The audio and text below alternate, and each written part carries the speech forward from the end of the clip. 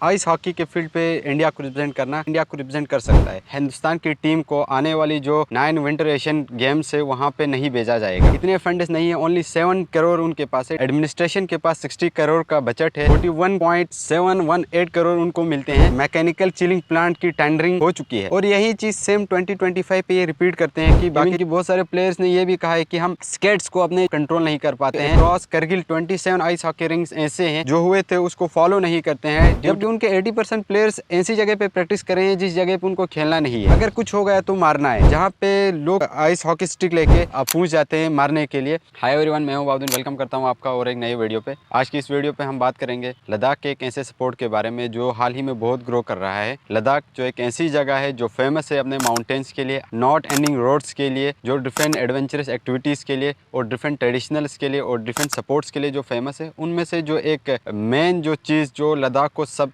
पूरे जगहों से जो अलग यूनिक बनाती है वो उनके विंटर सपोर्ट्स को लेके हैं। उनमें से जो एक सपोर्ट है आइस हॉकी, जिसके बारे में आज हम इस वीडियो पे बात करेंगे। आइस हॉकी एक ऐसी गेम है जो इनकरेज करती है लद्दाखी यूथ को -26 -28 पे अपने घरों से बाहर निकाल के ग्राउंड पे आने के लिए। एक ऐसी गेम जो यूथ को मेंटली फिजिकली दोनों स्ट्रांग रखती है। एक ऐसी गेम जो यूथ को ड्रग्स और डिफरेंट इलीगल एक्टिविटीज से दूर रखती है, वो है आइस हॉकी जो लद्दाख में खेला जाता है। इस गेम की शुरुआत होती है जब लद्दाख स्क्वाड को अपॉइंट किया जाता है बॉर्डर रीजन्स पे, और वो लोग ड्यू टू जो क्लाइमेट जो है लद्दाख का वो फेवरेबल कंडीशंस प्रोवाइड करता है इस गेम को इजीली खेलने के लिए इन विंटर्स में, क्योंकि वहाँ पे बहुत ठंड होती है। तो इजीली जो पॉन्ड्स और लेक्स जो होते हैं वो इजीली क्या होते हैं, फ्रीज हो जाते हैं, तो उनमें इजीली स्केटिंग और डिफरेंट चीजें कर सकते हैं। ऑन दैट टाइम जब लद्दाख स्क्वाड को अपॉइंट किया गया बॉर्डर रीजन्स पे, इन्होंने विंटर्स पे इस गेम को ऑप्ट करना काफी ईजी समझा। और initially due to lack of equipments वो क्या करते थे, आइस स्केट्स के जो ब्लेड्स होते थे वो अपने आर्मी शूज के ऊपर कील लगा के उसको अटैच करते थे और उस पर बैलेंस बनाने के लिए 3 to 4 पेयर ऑफ सॉक्स पहनते थे और उसके ऊपर शूज को पहना जाता था ताकि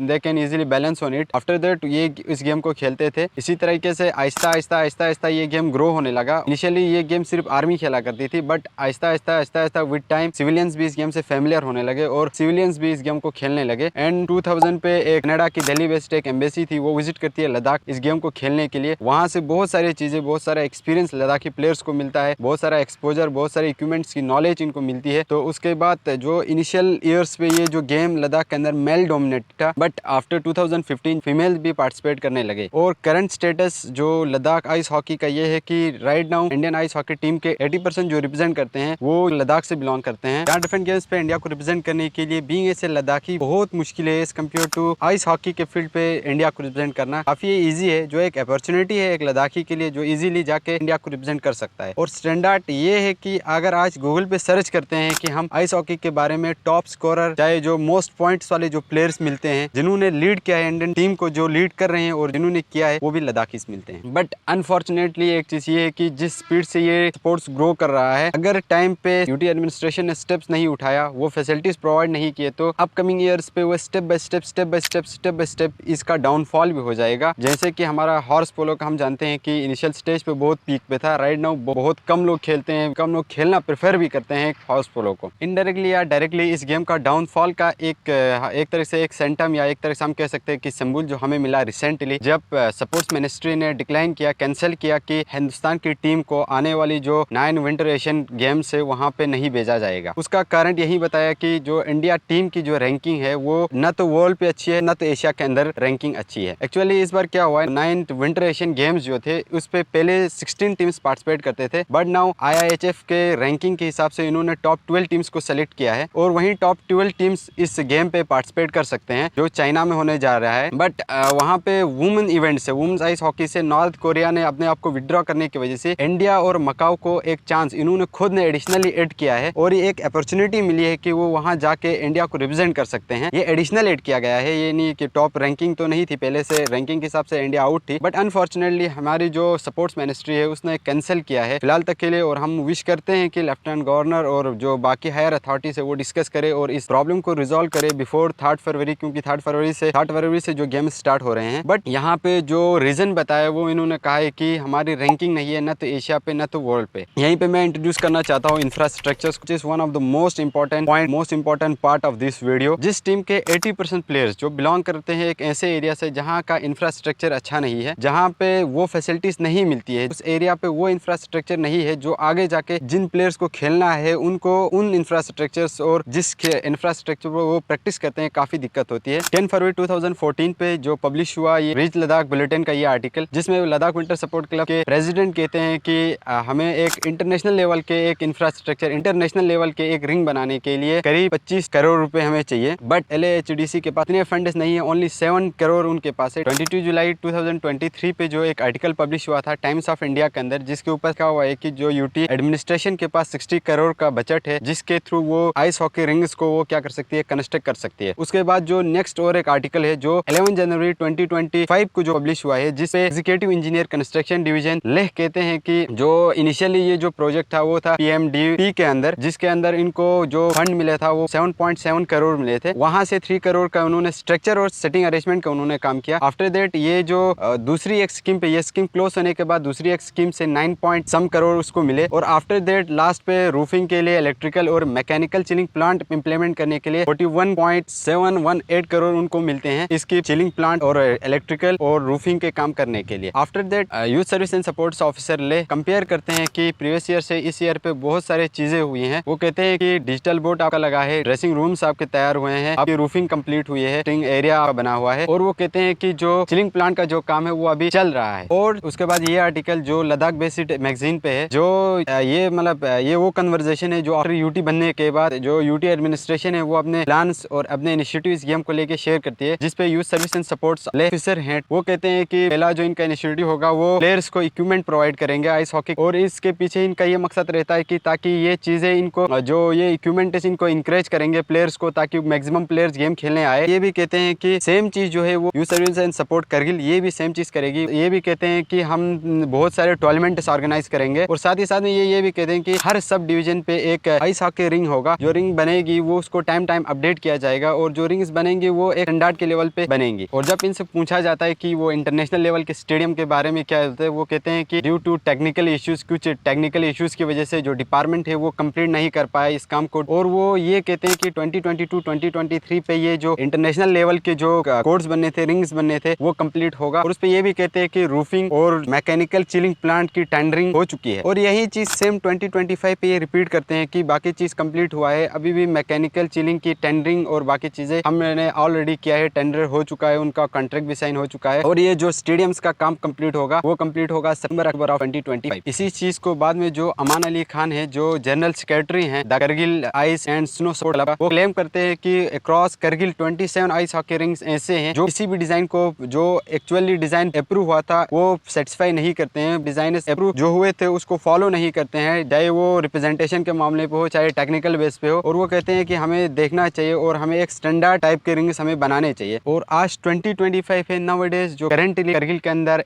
फोर्थ LG कप चल रहा है, बट अनफॉर्चुनेटली जो स्टेडियम्स को तैयार होना था 2022 पे 2023 पे, आज भी वो इंफ्रास्ट्रक्चर हमारे रेडी नहीं है। जो हम LG कप खेल रहे हैं एक ऐसे इंफ्रास्ट्रक्चर पे खेल रहे हैं पे जहाँ पे जो क्राउड आ रहा है उसको बैठने की जगह नहीं है। जो प्लेयर्स वो खेल रहे हैं वो एक नेचुरल रिंग के अंदर जिसके आसपास से एक वाटरप्रूफ प्ले की बाउंड्री लगाई गई है, इवन की वहाँ पे डेशर बोर्ड तक नहीं लगाए गए। ऐसे ग्राउंड पे हम आज LG कप खेल रहे हैं, बट इनका इनिशिएटिव 2014 पे लिया गया था। और उसके बाद जो यूथ सर्विस एंड सपोर्ट्स ने ये कहा था कि ये जो चीजें होंगी 2023 तक कंप्लीट होंगे, जो ग्राउंड्स होंगे वो इंटरनेशनल लेवल के होंगे। और इन पे ये भी प्रपोजल था कि इंडोर रिंग्स बनाया जाएगा और आर्टिफिशियल आइस, हाल फिलहाल जो भी गेम्स हो रही हैं, चाहे लास्ट टाइम पे हमारा 18 DEC कप हो, चाहे वो अभी 4th LG ट्रॉफी चल रही है, वो सब चल रही है नेचुरल आइस के ऊपर। बट इन प्रपोजल्स पे ये था कि इस लेवल के ग्राउंड, इंटरनेशनल लेवल के ग्राउंड जो ऑफिशियल आइस जिस पे होगा उस लेवल के ग्राउंड तैयार किया जाएंगे। बट अनफॉर्चुनेटली 2025 है आज, लेकिन हमारे पास कोई ऐसा ग्राउंड रेडी नहीं है जो आर्टिफिशियल है। इवन की पूरे लद्दाख में एक भी ग्राउंड ऐसा रेडी नहीं है कि जिसके आर्टिफिशियल आइस के ऊपर हम खेल सके। कोई एक इंडोर रिंग नहीं है हमारे, ये बहुत एक अनफॉर्चुनेट चीज है। और हम एक्सपेक्ट करते हैं कि जो प्लेयर्स प्रैक्टिस करते हैं नेचुरल आइस हॉकी पे और जाके उनको गेम खेलना है आर्टिफिशियल आइस हॉकी के ऊपर, क्योंकि बहुत सारे प्लेयर्स जो आगे जाके हिंदुस्तान को रिप्रेजेंट करके बहुत सारे आए हैं और इनमें से बहुत सारे कहते हैं कि हम प्रैक्टिस करते हैं नेचुरल आइस के ऊपर और हमें गेम खेलना होता है आर्टिफिशियल के ऊपर, तो उस पर बहुत सारी चेंजेस हमें देखने को मिलती है। इवन की बहुत सारे प्लेयर्स ने ये भी कहा है कि हम स्केट्स को अपने कंट्रोल नहीं कर पाते हैं, मूव्स नहीं कर पाते हैं, बिकॉज क्योंकि इन दोनों सरफेस में काफी डिफरेंस होता है। और जिस टीम के 80% प्लेयर्स नेचुरल आइस के ऊपर खेलते हैं और जाके उनको गेम खेलना होता है इंटरनेशनल लेवल पे जब रिप्रेजेंट करते हैं इंडिया को आर्टिफिशियल आइस के ऊपर, एंड हम एक्सपेक्ट करते हैं कि IIHF टॉप 12 के अंदर इंडिया रैंक आ जाए, जबकि उनके 80% प्लेयर्स ऐसी जगह पे प्रैक्टिस कर रहे हैं जिस जगह पे उनको खेलना नहीं है। उसके बीच में कुछ कैंपस होते हैं, 2 month 3 month campus which is not sufficient कि प्रैक्टिस करे, इतना through out the year practice करने को नहीं मिलता है, क्योंकि जो हमारा सीजन रहता है वो विंटर सीजन काफ़ी शॉर्ट रहता है, 2 या 3 महीने मिलते हैं ओपन रिंग्स पे खेलने के लिए। बट जब एक इंडोर रिंग होती है, जो भी प्लेयर जिन्होंने इंडिया को रिप्रेजेंट किया है, इवन की जो फॉर्मर कैप्टन टुंडुम नमगिल जो रहे हैं, जिनके कप्तानसी के अंदर हिंदुस्तान अपना इंटरनेशनल मैच जीता, जिनकी कप्तानसी के अंदर, जिनकी लीडरशिप के अंदर जम्मू एंड कश्मीर को जिन्होंने 2008 पे गोल्ड दिलाया, और जो भी बहुत सारे प्लेयर है जैसे कि जियाउर रहमान मीर जो द्रास से रिप्रेजेंट करते हैं, बहुत सारे प्लेयर जब भी वापस आकर इंटरेक्ट करने का जब भी मौका मिलता है, वेदर इट इज मीडिया या किसी भी दूसरे सोर्स से वो इंटरेक्ट करने की कोशिश करते हैं, तो सबसे पहला बेसिक रिक्वेस्ट उनकी जो रहती है कि एक इंफ्रास्ट्रक्चर प्रोवाइड किया जाए, एक ऐसी इंडोर रिंग हो जिसके अंदर through out the year practice किया जाए। बिकॉज क्योंकि प्रैक्टिस बहुत जरूरी होती है एक प्लेयर को बिल्ड करने के लिए, एक प्लेयर को अपने स्किल्स को मेंटेन रखने के लिए, एक प्लेयर्स को इंप्रूव करने के लिए, और एक प्लेयर्स को अपने स्किल्स दिखाने के लिए। 2 मंथ्स प्रैक्टिस करने के बाद आप डायरेक्ट जाके इंटरनेशनल लेवल पे, और वो भी ऐसी जगह पे खेल रहे हो, किसी एक अलग एटमॉस्फेयर पे, अलग एक सरफेस पे खेल रहे हो, लेकिन आपको एक्चुअल जो मैच जहाँ पे हिंदुस्तान को रिप्रेजेंट करना है वो सरफेस बिल्कुल अलग है। एक ये चीज जो इंफ्रास्ट्रक्चर, जिसकी वजह से ये जो आने वाले दिनों पे अगर यूटी एडमिनिस्ट्रेशन टाइम पे प्रोवाइड नहीं करती है, तो ये एक कारण जरूर बनेगी, जिसकी वजह से ये जो गेम जो अभी पॉपुलर है लोगों के बीच में, वो Aahista Aahista step by step वो डाउन होती जाएगी। And second thing, fight. जो भी गेम्स हमने लास्ट प्रीवियस 3 इयर्स 4 इयर्स हम देखते हैं कि कंसिस्टेंटली रिंग के अंदर फाइट्स होते हैं। ये जो प्लेयर्स के लिए स्पेशली मैं कहूंगा कि जो गेम्स के अंदर जो फाइट्स होते हैं, हाँ ये गेम एक ऐसी गेम है, फुटबॉल, आइस हॉकी और बाकी जो हॉकी, ऐसे जो कुछ गेम्स हैं जो ओवर हिट मैचेस होते हैं, जहाँ पे